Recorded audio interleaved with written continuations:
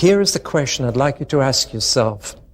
It says that in Samaria, after Philip preached and healed, after they heard and saw the gospel, the whole city repented, believed in Jesus, and were baptized into his name.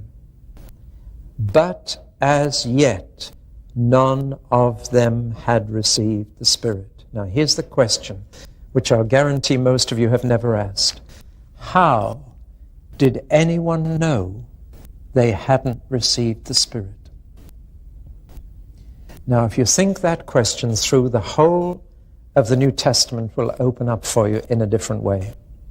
How did anyone know? It says they'd repented, believed, been baptized, and were full of joy. And yet, everyone knew they hadn't received the Spirit. How did anyone know?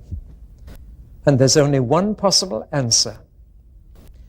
Only if the reception of the Spirit was always accompanied with outward evidence could anyone have known they hadn't received. Now think that through very carefully. Receiving the Spirit in the New Testament was always an experience with outward evidence. It was always that clear. You may not be able to date when you repented. You may not be able to date when you believed. But you will certainly be able to date when you were baptized, and you will certainly be able to date when you received the Spirit. Because baptism in water and in the Spirit are both so definite that you couldn't possibly have either without knowing it. Now then, let's look at the language that the New Testament uses.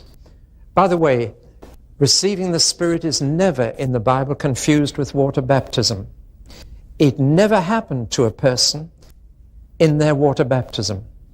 It sometimes happened just before, as with Cornelius.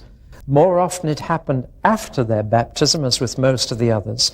But never did anyone receive the Spirit in baptism.